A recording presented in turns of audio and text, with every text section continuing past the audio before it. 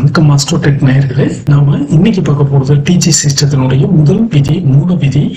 ஜாதகத்துல சூரியன் எந்த பாவத்துல இருக்கோ அந்த பாவத்தின் காரியத்துல தான் ஜாதகரோட வாழ்க்கையே தொடங்குது அப்படிங்கிறது வேத ஜோதிடத்துல இருக்கக்கூடிய மறைபொருள் தத்துவம்.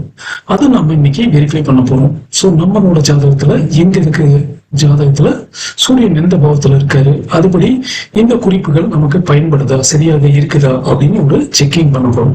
சோ இன்னொரு ஜாதக குறிப்பு எடுத்துக்கங்க, அதுல நம்ம இதை செக் பண்ணி பார்ப்போம். ஏன் இதை சொல்றாங்க அப்படிங்கிறதுக்கு வேத ஜோதிடம் கூறக்கூடிய குறிப்பு வாழ்க்கையின் முதல் அடையாளம் அப்படிங்கிறது. வாழ்க்கை எதனால இயக்கப்படுது, எது நடந்தா வாழ்க்கை நகரும், அதையெல்லாம் சொல்றது சமமா சூரியன் இருக்கக்கூடிய இடம்தான் அப்படின்னு சொல்றாங்க.